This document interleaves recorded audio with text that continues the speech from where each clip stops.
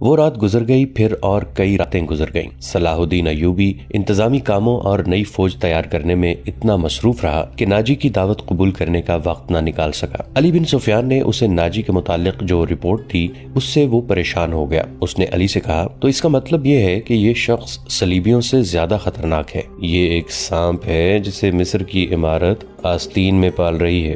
علی بن سفیان نے ناجی کی تخریب کاری کی تفصیل سنائی کہ اس نے کس طرح کس بڑے آدمی کو اپنے ہاتھ میں لیا اور انتظامیہ میں منمانی کرتا رہا۔ پھر کہا، اور جس سوڈانی سپاہ کا وہ سالار ہے وہ ہماری بجائے اس کی وفادار ہے۔ کیا آپ اس کا کوئی علاج سوچ سکتے ہیں؟ صرف سوچ ہی نہیں سکتا، صلاح الدین ایوبی نے جواب دیا، علاج شروع کر چکا ہوں۔ مصر سے جو سپاہ بھرتی کی جا رہی ہے اسے میں سوڈانی محافظوں میں گڑمٹ کر دوں گا، پھر یہ فوج سوڈانی ہوگی نہ مصری۔ ناجی کی یہ طاقت بکھر کر ہماری فوج میں جذب ہو جائے گی۔ ناجی کو میں اس کے صحیح ٹھکانے پر لے آؤں گا، اور میں یہ بھی وثوق سے کہہ سکتا ہوں کہ اس نے صلیبیوں کے ساتھ بھی گٹھ جوڑ کر رکھا ہے۔ علی بن سفیان نے کہا، آپ سلطنت اسلامیہ کو ایک مضبوط مرکز پر لا کر اسلام کو وسعت دینا چاہتے ہیں، مگر ناجی آپ کے خواب کو دیوانے کا خواب کہہ رہا ہے۔ تم اس سلسلے میں کیا کر رہے ہو؟ یہ مجھ پہ چھوڑیں۔ علی بن سفیان نے کہا، میں جو کچھ کروں گا وہ آپ کو ساتھ ساتھ بتاتا رہوں گا، آپ مطمئن رہیں۔ میں نے اس کے گرد جاسوسوں کی ایسی دیوار چن دی ہے جس کی آنکھیں بھی ہیں اور کان بھی ہیں، اور یہ دیوار متحرک ہے۔ یوں سمجھ لیں میں نے اسے اپنے جاسوسی کے قلعے میں قید کر لیا ہے۔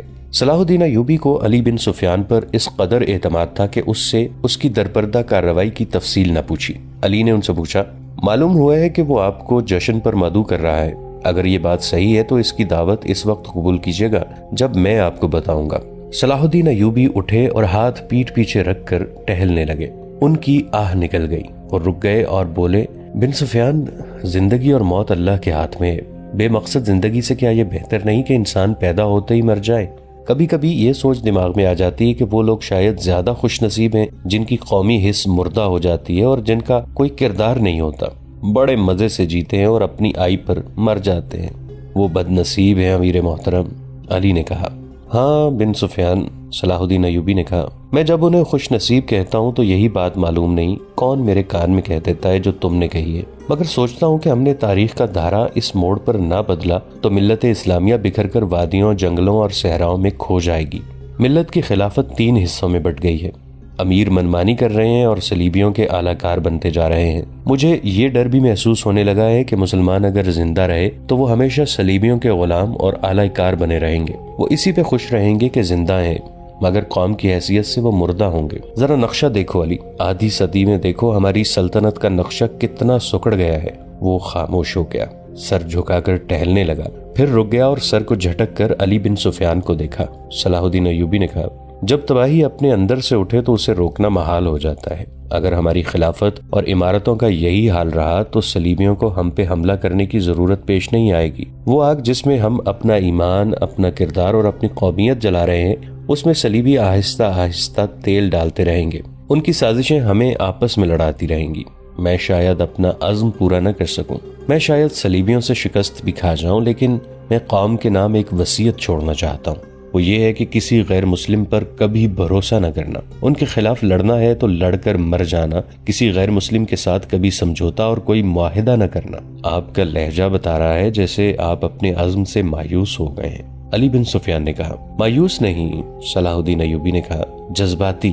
علی، میرا ایک حکم متعلقہ شعبے تک پہنچا دو، بھرتی تیز کر دو اور کوشش کرو کہ فوج کے لیے زیادہ سے زیادہ ایسے آدمی رکھو جو جنگ کا تجربہ حاصل کر چکے ہوں۔ ہمارے پاس اتنی لمبی تربیت کا وقت نہیں۔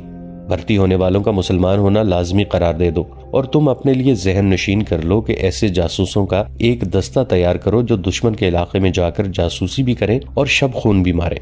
یہ جانبازوں کا دستہ ہوگا، انہیں خصوصی تربیت دو، ان میں یہ صفات پیدا کرو کہ اونٹ کی طرح زیادہ سے زیادہ عرصہ پیاس برداشت کر سکے، ان کی نظریں عقاب کی طرح تیز ہوں، ان میں صحرائی لومڑی کی مکاری ہو اور وہ دشمن پر چیتے کی طرح جھپٹنے کی مہارت، دلیری اور طاقت کے مالک ہوں، ان میں شراب، حشیش وغیرہ کی عادت نہ ہو اور عورت کے لیے وہ برف کی طرح یخ ہوں۔ بھرتی تیز کرا دو بن سفیان، اور یاد رکھو میں ہجوم کا قائل نہیں، مجھے لڑنے والوں کی ضرورت ہے، خواہ تھوڑی تعداد ہی ہو، ان میں قوی جذبہ اور وہ میرے عزم کو سمجھتے ہوں، کسی کے دل میں یہ شبہ نہ ہو کہ اسے کیوں لڑایا جا رہا ہے۔ اگلے 10 دنوں میں ہزارہ تربیت یافتہ سپاہی امارت مصر کی فوج میں آ گئے اور ان 10 دنوں میں ناجی نے زکوئی کو ٹریننگ دے دی کہ وہ صلاح الدین ایوبی کو کون کون سے طریقے سے اپنے حسن کے جال میں پھانس کر اس کی شخصیت اور اس کے کردار کو کمزور کر سکتی ہے۔ ناجی کے ہمراز دوستوں نے زکوئی کو دیکھا تو انہوں نے بلا خوف تردید کہا کہ اس لڑکی کو مصر کے فرعون دیکھ لیتے تو خدائی کے دعوے سے دستبردار ہو جاتے۔ ناجی کا جاسوسی کا اپنا نظام تھا، بہت تیز اور دلیر۔ وہ معلوم کر چکا تھا کہ علی بن سفیان صلاح الدین ایوبی کا خصوصی مشیر ہے اور عرب کا مانا ہوا سراغ رساں۔ اس نے علی کے پیچھے اپنے جاسوس چھوڑ دیے تھے اور اس نے علی کو قتل کر دینے کا منصوبہ بھی بنا لیا تھا۔ زکوئی کو ناجی نے صلاح الدین ایوبی کو اپنے دام میں پھانسنے کے لیے تیار کیا، لیکن وہ محسوس نہ کر سکا کہ مراکش کی رہنے والی یہ لڑکی اس کے اپنے اعصاب پر سوار ہو گئی ہے۔ وہ صرف شکل و صورت کی ہی دلکش نہیں تھی، اس کی باتوں میں ایسا جادو تھا کہ ناجی اسے پاس بٹھا کر اس کے ساتھ باتیں ہی کرتا رہتا۔ اس نے ان 2 ناچنے گانے والیوں سے نگاہیں پھیر لی تھیں جو اس کی منظور نظر تھیں۔ 3-4 راتوں سے اس نے ان لڑکیوں کو اپنے کمرے میں نہیں بلایا تھا۔ ناجی سونے کے انڈے دینے والی مرغی تھی جو ان کے قبضے سے نکل کر زکوئی کی آغوش میں انڈے دینے لگی تھی۔ انہوں نے زکوئی کو راستے سے ہٹانے کی ترکیبیں شروع کر دیں۔ وہ آخر اس نتیجے پر پہنچی کہ اسے قتل کرا دیا جائے، مگر اسے قتل کرانا ممکن نظر نہیں آتا تھا کیونکہ ناجی نے اسے جو کمرہ دے رکھا تھا اس پر 2 محافظوں کا پہرا رہتا تھا۔ اس کے علاوہ یہ دونوں لڑکیاں اس مکان سے بلا اجازت باہر نہیں جا سکتی تھیں جو ناجی نے انہیں دے رکھا تھا۔ انہوں نے حرم کی خادمہ خاتون میں سے ایک کو اعتماد میں لینا شروع کر دیا۔ وہ اس کے ہاتھوں زکوئی کو زہر دینا چاہتی تھیں۔ علی بن سفیان نے صلاح الدین ایوبی کا محافظ دستہ بدل دیا۔ یہ سب امیر مصر وائسرائے کے پرانے باڈی گارڈز تھے۔ ان کی جگہ اس نے ان سپاہیوں میں سے باڈی گارڈز کا دستہ تیار کیا جو نئی بھرتی میں آئے تھے۔ یہ جانبازوں کا منتخب دستہ تھا جو سپاہ گری میں بھی طاق تھا اور جذبے کے لحاظ سے اس کا ہر سپاہی مرد حر تھا۔ تاجی کو یہ تبدیلی بالکل پسند نہیں تھی، لیکن اس نے صلاح الدین ایوبی کے سامنے اس تبدیلی کی بے حد تعریف کی اور اس کے ساتھ ہی درخواست کی کہ صلاح الدین ایوبی اس کی دعوت قبول کر لے۔ صلاح الدین ایوبی نے اسے جواب دیا کہ وہ 1 دن میں اسے بتائے گا کہ وہ کب دعوت قبول کر سکے گا۔ اس کے جانے کے بعد صلاح الدین ایوبی نے علی بن سفیان سے مشورہ لیا کہ وہ دعوت پر کب جائے۔ علی نے انہیں مشورہ دیا کہ اب وہ کسی بھی روز دعوت قبول کر لیں۔ دوسرے ہی دن صلاح الدین ایوبی نے ناجی کو بتایا کہ وہ کسی بھی رات دعوت پہ آ سکتا ہے۔ ناجی نے 3 روز بعد کی دعوت دی اور بتایا کہ یہ دعوت کم اور جشن زیادہ ہوگا اور یہ جشن شہر سے دور صحرا میں مشعلوں کی روشنی میں منایا جائے گا۔ ناچ گانے کا انتظام ہوگا، باڈی گارڈز کے گھڑ سوار اپنے کرتب دکھائیں گے، شمشیر زنی اور بغیر ہتھیاروں کی لڑائی کے مقابلے ہوں گے اور صلاح الدین ایوبی کو رات وہیں قیام کرایا جائے گا اور وہاں رہائش کے لیے خیمے نصب ہوں گے۔ صلاح الدین ایوبی پروگرام کی تفصیل سنتے رہے۔ انہوں نے ناچ گانے پر بھی اعتراض نہ کیا۔ ناجی نے ڈرتے اور جھجکتے ہوئے کہا، فوج کے بیشتر سپاہی جو مسلمان نہیں یا جو ابھی نیم مسلم ہیں کبھی کبھی شراب پیتے ہیں۔ وہ شراب کے عادی نہیں، وہ اجازت چاہتے ہیں کہ جشن میں انہیں شراب پینے کی اجازت دی جائے۔ آپ ان کے کمانڈر ہیں۔ صلاح الدین ایوبی نے کہا، آپ چاہیں تو انہیں اجازت دے دیں، نہ دینا چاہیں تو میں آپ پر اپنا حکم نہیں چلاؤں گا۔ امیر مصر کا اقبال بلند ہو، ناجی نے غلاموں کی طرح کہا۔ میں کون ہوتا ہوں اس کام کی اجازت دینے والا جس کو آپ سخت ناپسند کرتے ہیں؟ انہیں اجازت دے دیں کہ جشن کی رات ہنگامہ آرائی اور بدکرداری کے سوا سب کچھ کر سکتے ہیں۔ صلاح الدین ایوبی نے کہا، اگر شراب پی کر کسی نے ہلہ گلہ کیا تو اسے سخت سزا دی جائے گی۔ یہ خبر جب صلاح الدین ایوبی کے سٹاف تک پہنچی کہ ناجی صلاح الدین ایوبی کے اعزاز میں جو جشن منعقد کر رہا ہے اس میں ناچ گانا ہوگا اور شراب بھی پی جائے گی اور صلاح الدین ایوبی نے اس جشن کی دعوت ان خرافات کے باوجود قبول کر لی ہے، تو سب حیرت سے ایک دوسرے کا منہ دیکھنے لگے۔ کسی نے کہا کہ ناجی جھوٹ بولتا ہے، وہ دوسروں پر اپنا روب ڈالنا چاہتا ہے، اور کسی نے یہ رائے دی کہ ناجی کا جادو صلاح الدین ایوبی پر بھی چل گیا ہے۔ یہ رائے ان سربراہوں کو پسند آئی جو ناجی کے ہم نوالا اور ہم پیالہ تھے۔ صلاح الدین ایوبی نے چارج لیتے ہی ان کے لیے عیش و عشرت، شراب نوشی اور بدکاری جرم قرار دے دی تھی۔ انہوں نے ایسا سخت ڈسپلن رائج کر دیا تھا کہ کسی کو پہلے کی طرح فرائض سے کوتاہی کی جرت نہیں ہوتی تھی۔ وہ اس پر خوش تھے کہ آج نئے امیر مصر نے کسی دعوت میں شراب اور رقص کی اجازت دے دی ہے تو کل پرسوں وہ خود بھی ان رنگینیوں کا رسیا ہو جائے گا۔ صرف علی بن سفیان تھا جسے معلوم تھا کہ صلاح الدین ایوبی نے خرافات کی اجازت کیوں دی ہے۔ جشن کی شام آ گئی۔ ایک تو چاندنی رات تھی۔ صحرا کی چاندنی اتنی شفاف ہوتی ہے کہ ریت کے ذرے بھی نظر آ جاتے ہیں۔ دوسرے ہزارہ مشعلوں نے وہاں صحرا کی رات کو دن بنا دیا تھا۔ باڈی گارڈز کا ہجوم تھا جو ایک وسیع میدان کے گرد دیواروں کی طرح کھڑا تھا۔ ایک طرف صلاح الدین ایوبی کے بیٹھنے کے لیے جو مسند رکھی گئی تھی وہ کسی بہت بڑے بادشاہ کا تخت معلوم ہوتی تھی۔ اس کے دائیں بائیں بڑے رتبوں کے مہمانوں کی نشستیں تھیں۔ اس وسیع و عریض تماشا گاہ سے تھوڑی دور مہمانوں کے لیے نہایت خوبصورت خیمے نصب تھے۔ ان سے ہٹ کر ایک بڑا خیمہ صلاح الدین ایوبی کے لیے نصب کیا گیا تھا جہاں اسے رات بسر کرنا تھی۔ علی بن سفیان نے سورج غروب ہونے سے پہلے وہاں جا کر اس خیمے کے ارد گرد محافظ کھڑے کر دیے تھے۔ جب علی بن سفیان وہاں محافظ کھڑے کر رہا تھا، ناجی زکوئی کو آخری ہدایات دے رہا تھا۔ اس شام زکوئی کا حسن کچھ زیادہ ہی نکھر آیا تھا۔ اس کے جسم سے ایسے عطر کی بھینی بھینی بو اٹھ رہی تھی جس میں سحر کا تاثر تھا۔ اس نے بال اریاں کندھوں پر پھیلا دیے تھے۔ سفید کندھوں پر سیاہی مائل بھورے بال زاہدوں کی نظروں کو گرفتار کرتے تھے۔ اس کا لباس اس قدر باریک تھا کہ اس کے جسم کے تمام نشیب و فراز صاف نظر آتے تھے۔ اس کے ہونٹوں پر قدرتی تبسم ادکھلی کلی کی مانند تھا۔ تاجی نے اسے سر سے پاؤں تک دیکھا اور کہا، صلاح الدین ایوبی پر تمہارے جسمانی حسن کا شاید اثر نہ ہو، اپنی زبان استعمال کرنا۔ وہ سبق بھولنا نہیں جو میں اتنے دنوں سے تمہیں پڑھا رہا ہوں، اور یہ بھی نہ بھولنا کہ اس کے پاس جا کر اس کی لونڈی نہ بن جانا، انجیر کا وہ پھول بن جانا جو درخت کی چوٹی پر نظر آتا ہے مگر درخت پر چڑھ کر دیکھو تو غائب ہو جاتا ہے۔ اسے اپنے قدموں میں بٹھا لینا۔ میں تمہیں یقین دلاتا ہوں کہ تم اس پتھر کو پانی میں تبدیل کر لو گی۔ اسی سرزمین میں کلوپترا نے سیزر جیسے مرد آہن کو اپنے حسن اور جوانی سے پگھلا کر مصر کی ریت میں بہا دیا تھا۔ کلوپترا تم سے زیادہ خوبصورت نہیں تھی۔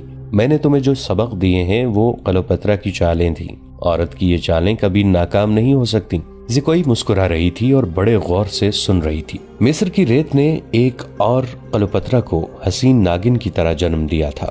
مصر کی تاریخ اپنے آپ کو دہرانے والی تھی۔ سورج غروب ہو گیا تو مشعلیں جل اٹھیں۔ صلاح الدین ایوبی گھوڑے پر سوار آ گئے۔ ان کے دائیں بائیں آگے اور پیچھے ان کے ان محافظوں کے گھوڑے تھے جو علی بن سفیان نے منتخب کیے تھے۔ اسی دستے میں اس نے 10 محافظ شام سے پہلے ہی یہاں لا کر صلاح الدین ایوبی کے خیمے کے گرد کھڑے کر دیے تھے۔ سازوں نے دف کی آواز پر استقبالیہ دھن بجائی اور صحرا امیر مصر صلاح الدین ایوبی زندہ باد کے نعروں سے گونجنے لگا۔ ناجی نے آگے بڑھ کر استقبال کیا اور کہا، آپ کے جانثار عظمت اسلام کے پاسبان آپ کو بسر و چشم خوش آمدید کہتے ہیں۔ ان کی بے تابیاں اور بے قراریاں دیکھیے، آپ کے اشارے پر کٹ مریں گے۔ اور خوشامد کے لیے اسے جتنے الفاظ یاد آئے اس نے کہہ ڈالے۔ جو ہی صلاح الدین ایوبی اپنی شاہانہ نشست پر بیٹھے، سرپٹ دوڑتے گھوڑوں کی ٹاپوں کی آوازیں سنائی دی۔ گھوڑے جب مشعلوں کی روشنی میں آئے تو سب نے دیکھا کہ 4 گھوڑے دائیں سے اور 4 بائیں سے دوڑے آ رہے تھے۔ ہر ایک پر ایک ایک سوار تھا۔ ان کے پاس ہتھیار نہیں تھے، وہ ایک دوسرے کے آمنے سامنے آ رہے تھے۔ صاف ظاہر تھا کہ وہ ٹکرا جائیں گے۔ کسی کو معلوم نہ تھا کہ وہ کیا کریں گے۔ وہ ایک دوسرے کے قریب آئے تو دونوں فریقوں کے سوار رکابوں میں پاؤں جما کر کھڑے ہو گئے۔ پھر انہوں نے لگامیں ایک ایک ہاتھ میں کر لیں اور دوسرے بازو پھیلا دیے۔ دونوں اطراف کے گھوڑے بالکل آمنے سامنے آ گئے اور سواروں کی دونوں پارٹیاں ایک دوسرے سے الجھ گئیں۔ سواروں نے ایک دوسرے کو پکڑنے اور گھوڑے سے گرانے کی کوشش کی۔ جب گھوڑے آگے نکل گئے تو 2 سوار جو گھوڑوں سے گر پڑے تھے ریت پر قلع بازیاں کھا رہے تھے۔ ایک طرف کے ایک سوار نے دوسری طرف کے ایک سوار کو ایک بازو میں جکڑ کر اسے گھوڑے سے اٹھا دیا تھا اور اسے اپنے گھوڑے پر ڈال کر لے جا رہا تھا۔ ہجوم نے اس قدر شور برپا کیا کہ اپنی آواز اپنے آپ کو بھی نہیں سنائی دیتی تھی۔ یہ سوار اندھیرے میں غائب ہوئے تو دونوں طرف سے 4 اور گھوڑے آئے اور اسی طرح مقابلہ ہوا۔ اس طرح 8 مقابلے ہوئے اور اس کے بعد شتر سوار آئے۔ پھر گھوڑا سواروں اور شتر سواروں نے سواری کے متعدد کرتب دکھائے۔ اس کے بعد تیغ زنی اور بغیر ہتھیاروں کی لڑائی کے مظاہرے ہوئے جن میں کئی ایک سپاہی زخمی ہو گئے۔ صلاح الدین ایوبی شجاعت اور بے خوفی کے ان مظاہروں اور مقابلوں میں جذب ہو کے رہ گئے تھے۔ انہیں ایسی ہی بہادر فوج کی ضرورت تھی۔ انہوں نے علی بن سفیان کے کان میں کہا، اگر اس فوج میں اسلامی جذبہ بھی ہو تو میں صرف اسی فوج سے صلیبیوں کو گھٹنوں میں بٹھا سکتا ہوں۔ علی بن سفیان نے وہی مشورہ دیا جو وہ پہلے بھی دے چکا تھا۔ اس نے کہا، اگر ناجی سے کمان لی جائے تو جذبہ بھی پیدا ہو جائے گا، مگر صلاح الدین ایوبی ناجی جیسے ذہین اور تجربہ کار سالار کو سبکدوش کرنے کی بجائے سدھار کر راہ حق پر لانا چاہتا تھا۔ وہ اس جشن میں اپنی آنکھوں سے یہی دیکھنے آئے تھے کہ یہ فوج کردار کے لحاظ سے کیسی ہے۔ انہیں ناجی کی اس درخواست سے ہی مایوسی ہو گئی تھی کہ اس کے سپاہی اور کمانڈر شراب پینا چاہتے ہیں اور ناچ گانا بھی ہوگا۔ صلاح الدین ایوبی نے اس کی درخواست اس وجہ سے منظور کی تھی کہ وہ دیکھنا چاہتے تھے کہ یہ لشکر کس حد تک عیش و عشرت میں ڈوبا ہوا ہے۔ بہادری، شاہ سواری اور تیغ زنی وغیرہ کے مظاہروں اور مقابلوں میں تو یہ فوج عسکری اور جنگی معیار پر پوری اترتی تھی، مگر کھانے کا وقت آیا تو یہ فوج بدتمیزوں، بلانوشوں اور ہنگامہ پرور لوگوں کا بے قابو ہجوم بن گئی۔ کھانے کا انتظام وسیع و عریض میدان میں کیا گیا تھا۔ ایک طرف فوج کے کم و بیش 2000 آدمیوں کے لیے کھانا لگایا گیا تھا اور ان سے ذرا دور صلاح الدین ایوبی اور دیگر بڑے مہمانوں کے کھانے کا انتظام تھا۔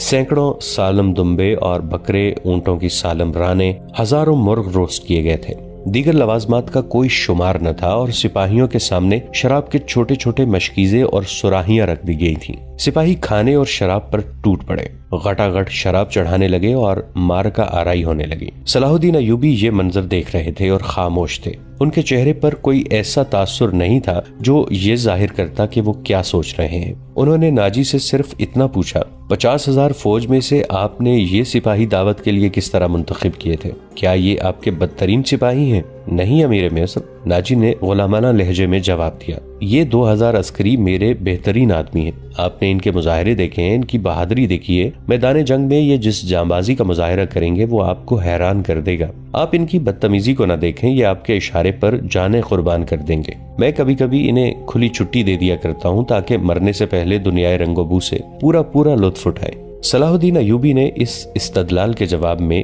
کچھ بھی نہ کہا۔ ناجی جب دوسرے مہمانوں کی طرف متوجہ ہوا تو صلاح الدین ایوبی نے علی بن سفیان سے کہا، میں جو دیکھنا چاہتا تھا وہ دیکھ لیا ہے۔ یہ سوڈانی عسکری شراب اور ہنگامہ آرائی کے عادی ہیں۔ تم کہتے ہو کہ ان میں جذبہ نہیں ہے، میں دیکھ رہا ہوں کہ ان میں کردار بھی نہیں ہے۔ اس فوج کو اگر تم میدان جنگ میں لے گئے تو یہ لڑنے کی بجائے اپنی جان بچانے کی فکر کریں گے اور مال غنیمت لوٹیں گے، اور صرف یہی نہیں، یہ مفتوح کی عورتوں کے ساتھ وحشیانہ سلوک کریں گے۔ اس کا علاج یہ ہے، علی بن سفیان نے کہا، کہ آپ نے مختلف حلقوں سے جو فوج تیار کی ہے انہیں ناجی کے اس 50,000 سوڈانی لشکر میں مدغم کر دیا جائے۔ برے سپاہی اچھے سپاہیوں کے ساتھ مل جل کر اپنی عادتیں بدل دیا کرتے ہیں۔ صلاح الدین ایوبی مسکرایا اور علی سے کہا، تم یقیناً میرے دل کا راز جانتے ہو۔ میرا منصوبہ یہی ہے جو میں ابھی تمہیں نہیں بتانا چاہتا تھا، کسی سے اس کا ذکر نہ کرنا۔ علی بن سفیان میں یہی وصف تھا کہ دوسروں کے دلوں کے راز جان لیا کرتا تھا، اور یہ غیر معمولی طور پر ذہین تھا۔ وہ کچھ اور کہنے ہی لگا تھا کہ ان کے سامنے کئی اور مشعلیں روشن ہو گئیں۔ زمین پر بیش قیمت قالین بچھے ہوئے تھے۔